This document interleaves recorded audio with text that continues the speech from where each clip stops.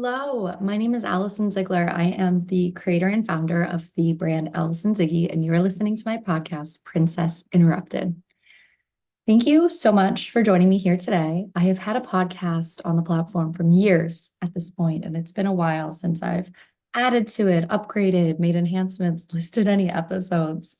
Up until this point, it's been a place where I've hosted my 31-day dry January challenge. I think that you probably just heard my cat. My cat Miko loves to join me. Anytime that he hears my voice, he knows that his energy is being requested in the space, especially if you catch my live videos. I go live on Instagram quite a lot. Allison Ziggy. He's an integral part of the brand. I wouldn't have it any other way. So for today's episode, I want to introduce you to the Princess Interrupted brand and kind of give you a little bit of backstory as to why that is the name of the podcast and kind of give you some insight into projects and things that I've been working on behind the scenes for many years that I'm finally starting to make traction on and starting to get ready to release into the world. I want to share my insights to kind of help you from this place of wisdom. And so I invite you, as I'm sharing my story, my experiences, I invite you to make parallels within your own life and to think about what your version, or if you're in the middle of some of these experiences. I've been on my journey for about 5 years at this point. So Ziggy originally came to me as an idea when I left my tech sales job in 2018. And at the time, I purchased a domain and I knew that I was always interested in calendars, planners, stickers, the like.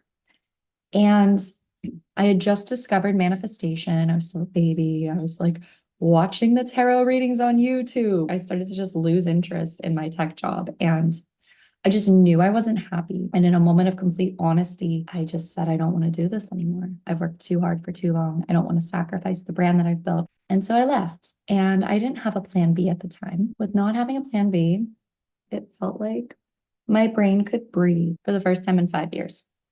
It felt like I had dedicated my entire life to my job and my corporate career. To walk away and see how easy it was for them to replace me. I wanted them to be upset that I was leaving. I wanted this to be like a devastating blow to the company, but it wasn't. And at the end of the day, it ultimately was really painful to create a new life from the ashes, but I didn't know that yet. So I left and I felt like a phoenix, and I was following my heart and I was following my dreams and I was following my desires, and I was going to take the world by storm. And I bought the domain for Allison Ziggy. I think I had the intention to blog about planners and, different stationery products and like pen test. If you're in technology, pen test is like a security test, but I was doing it literally with pens. And so I wanted to write about these things that I had always secretly been interested in, crafting and planning. The process of creating art using the calendar had always been a passion of mine. And I was ready to like kind of just start writing about it and figure out what came next. And I felt really on top of the world when I left because I was scared. I did it shaking with every step, but at the same time, I was following my heart. It was just a moment of complete and total and utter honesty. And so I left, and the month that followed, I started to just get all these creative ideas. I started to surround myself with all of these beautiful people, these beautiful experiences. I had never felt more magnetic in my entire life than when I had first left my job. And it felt as though everything was going to work out exactly the way that I had intended and desired. I am writing a book about this period of time in my life. So it started in August 2018. I experienced what I refer to as a spiritual awakening. Medically, I suppose, call it a manic episode. I think that's what, the medical term was. And I've had trouble talking about it publicly for a long time because I wasn't sure how to explain it. I wasn't sure exactly what had happened to me. I also placed a lot of blame on myself. I had been smoking weed, eating edibles. And so I felt responsible for the way that my brain broke, essentially. But what's really interesting and weird is that a lot of the insights, and I mean, if you're the spiritual term people use, downloads, ultimately were true. Like ultimately at the end of the day, I was not happy in my job. I had experienced a $40,000 pay cut. This ultimately is one of my favorite concepts that I love to explain and teach is there's always a spiritual explanation as well as a physical explanation. I had this month where everything was just beautiful and magnetic. And then I was at a friend's house. He told me I had to leave to go to the train station, like the last train of the night. I was high on an edible. I begged him to drive me home, to which he did not. And then I was high out of my mind at a train station and acting erratically, what have you. I was not myself. And so I was committed and diagnosed as bipolar. And there were a lot of things that had happened during this period of time in my life where I had quit my job, where I had then started my business. I had a spiritual awakening, and it was my first time experiencing a lot of these spiritual phenomena. It was my first time experiencing channeling. It was my first time experiencing myself in a different dimension, if you will. I had a very normal life before all of this. And then it felt like my spirituality just exploded on my life, and suddenly my life didn't fit anymore. And I was diagnosed as bipolar when I was high. I accepted the diagnosis because I had no idea what was wrong with me. I just wanted things to go back to normal. I felt like I had exploded my life with no explanation and I didn't know what to do or what came next. And ultimately, I ended up moving in with my dad in North Carolina. And I was incredibly depressed for at least 6 months. It was this experience where everything that had ever happened in my life was used as evidence against me. This is why I've had trouble talking about it, because I am someone who sees situations from all angles and all sides. I was taught self-doubt very early. And so I was very good at fighting myself. And, I was very good at taking accountability, even when things weren't 100% my fault. And in this situation, there were a lot of things that were my fault that had contributed to the dire circumstances that I had found myself experiencing. I had blown up my own life. And I felt so sad and so lost. It was the most devastating heartbreak of my entire life. And yes, there was a romantic element of heartbreak, which I felt even more embarrassed about because it felt like I had just manufactured the whole thing in my mind. I had projected a lot onto someone. I just loved this person so much, like so much. And I didn't love myself at the time. It created a lot of problems in my life. And it felt like the worst rejection I had ever experienced. But again, a lot of it was manufactured. A lot of it was circumstantial. A lot of it was an impossible situation that I put someone into that was also unprovoked. But that also doesn't change the reality of how I felt. And I felt very abandoned. I felt very unloved. For a long time, I felt like I was unlovable because of this experience. And so I felt embarrassed by my circumstances. I hated the fact that I had to move back in with my dad at 27. And it was just the darkest time of my entire life.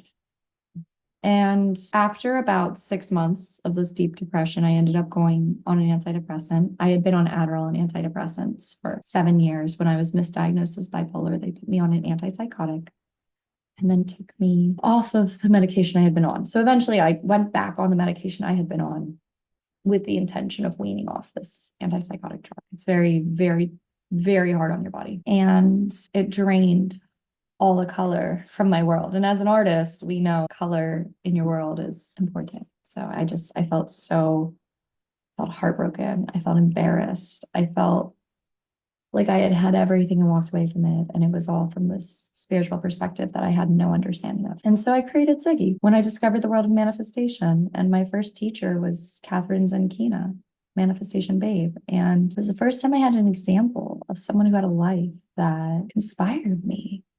Even when I had been in my technical career, I looked around at the people around me and I didn't want to be any of them. I didn't have a role model. And so Catherine was the first role model I ever had, at least at this point in my life and this point in my career. And she inspired me so much. And I stopped feeling devastation and sad about what I had lost. And it was as if I was finally able to look towards my future and feel something again.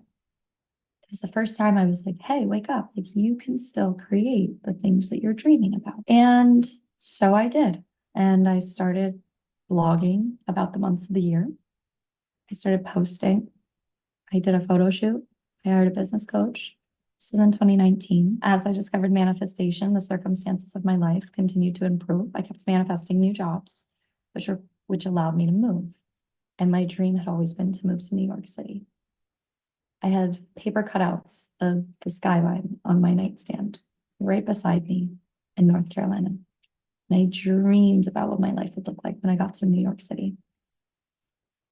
And I dreamed about what my life would look like when I got to pursue Ziggy full time. And during this time, I had been working on my book because it was really the only outlet that I had to share the words of this painful, heartbreaking experience that had ultimately resulted in my rebirth. And I'm finally getting to the point where I'm starting to share my words and my book with the world. I wish that past version of me could view this right now. I think the first thing she would be like is, what? We have brown hair? Like, when did that happen? I was blonde my entire life. But this process of becoming myself has required me to shed all the layers that were not authentically me. And one of the last ones to go was my hair. And so right now I'm loving the natural look. And it feels really aligned. And it feels really amazing. She would also be very surprised that we stopped drinking. Ultimately, that experience of being on medication after a misdiagnosis changed my world. It changed my life because it started to change the way I viewed what I was putting in my body, which changed the way I dated. It changed the way I spent my time. It changed the substances I wanted to use. It changed the way that I view almost everything. I started experimenting with taking months off from drinking alcohol in 2020. The summer solstice was the first party I went to without drinking, and it changed my life. I still remember that experience in vivid detail because it was such a moment of change. And I ultimately stopped drinking alcohol as part of a one-year experiment in July 2022, and I haven't looked back since. There's times where I think about it, but I still feel like there's a lot that I'm working towards. And I really look at it as though if alcohol would solve a single problem that I have in my life right now, I'd consider it, but it wouldn't. And that realization is what like keeps me on this streak. So it's been almost 2 years. And I don't miss it. I don't miss it. Leaving corporate was a huge change that I made. I left my corporate job in September 2023. And what's wild is that I had manifested basically down to the day that I left. And so my soul knew on some level when we were meant to leave. And that's why I love helping people extract their dreams through pen and paper. I love getting to the deep core of what we're desiring because we're desiring it because it's meant for us. So when you have this dream, it's because it's what you're meant to experience. There's a version of me who felt so burdened by the dream of Ziggy. All she wanted was everything to go back to normal, but there was never normal because I wasn't living in alignment with who I truly was. I was taking copious amounts of Adderall. I was drinking heavily. I was on antidepressants. I was going out with losers. I was secretly in love with someone from my past. None of these things were serving me. They weren't serving my life. I wasn't the Allison Ziegler that I am today. And I am this person today because I was willing to shed all of those layers and release all of those layers of pain. And, there's still things that I'm working through. I am a human. And I have to admit that sharing the stories in my book, it scares me a lot.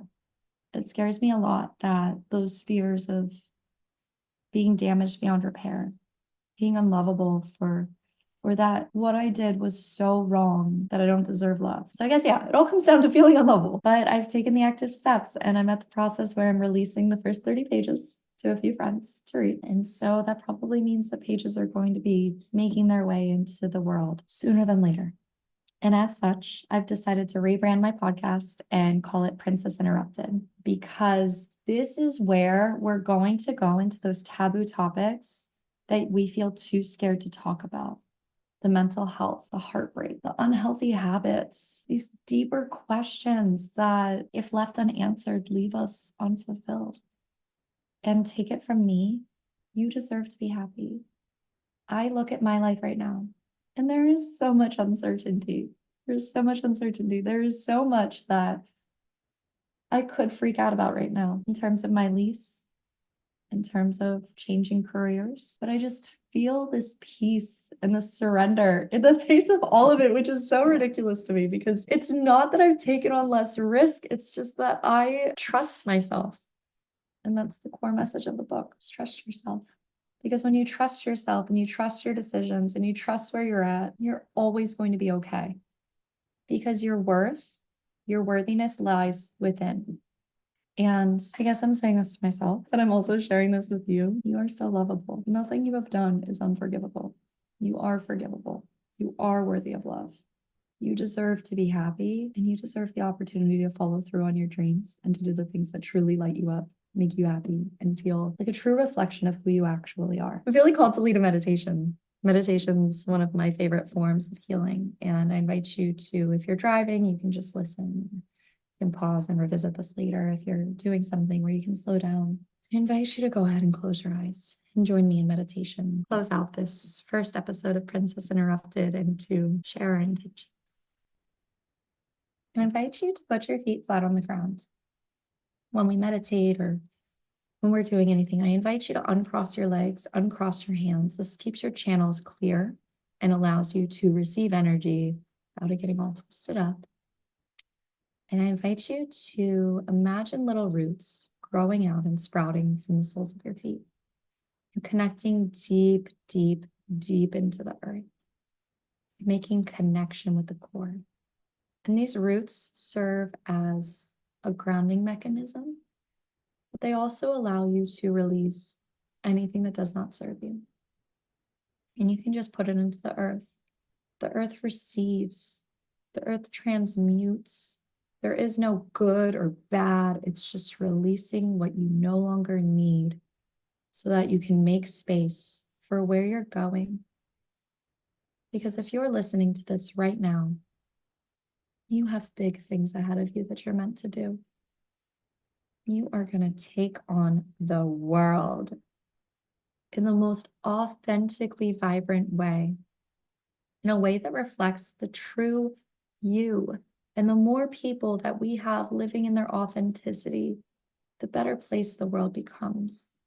The more we can experience true joy, and true laughter, as opposed to those feelings of unworthiness and not enough. And we're just going to release that into the earth. Release the sensation of not enough, unlovable, unforgivable. Put it all into the earth. And I invite you to call forth an intention of something that you've been working towards for a long time that's either felt scary, something that you're ready to embrace, hold on to pursue, to welcome with open arms. I invite you to welcome this into your life.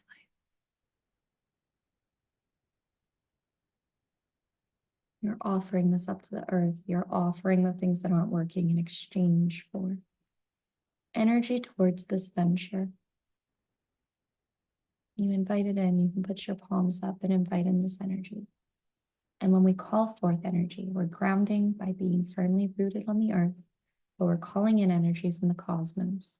And I invite you to imagine a little antenna or multiple coming out of the top of your head. And with this antenna, you're bringing in cosmic energy. You're bringing in cosmic life force, solar system energy, calling it into the top of your head.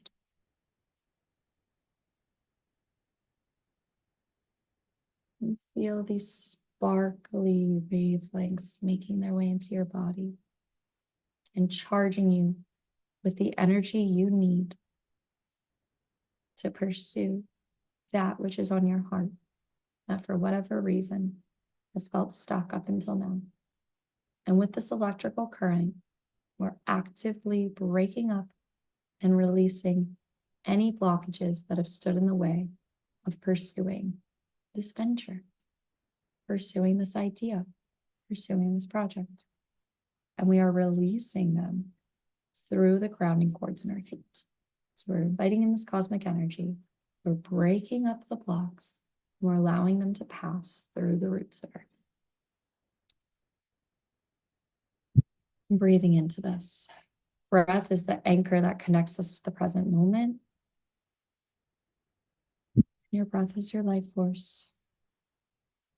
I invite you to feel a gold sun come overhead. And with this gold sun, you're just sealing in this energy. You're sealing in the areas where the blockages have been released. You're inviting warmth. You're inviting your own unique essence to fill the walls of your aura so that you are so you everywhere you go. You just radiate you-ness. And it's spectacular. It's dazzling. It's as if you can just float because you're truly living in your purpose and doing what you're meant to do. And you have the universe on your side.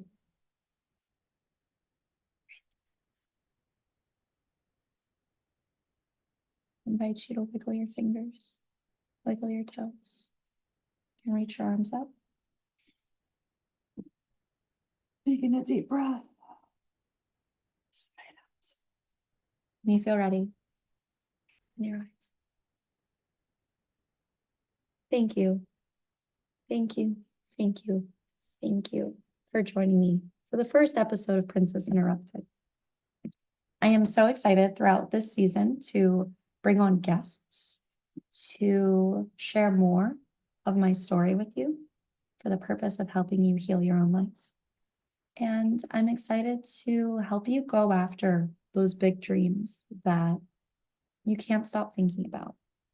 And this wouldn't be an Allison Ziggy podcast if there wasn't some sort of pen and paper exercise. So I personally am going to end this episode and go freehand write 3 pages in my journal. This is a practice by Julia Cameron of The Artist's Way. And while she suggests starting this first thing in the morning as a form of active meditation, I'm feeling called to restart this practice today, and I invite you to join me. So the only rule is that you write for 3 pages and you write what comes up, no judgment. It can be really bad. You can just write, I don't feel like writing for 3 pages. That is your journaling assignment for today. I love you so much, and I look forward to seeing you on the next episode coming out very soon. Make sure to like and subscribe and share this episode if you gained value. And I look forward to having you join me in the community. Love you.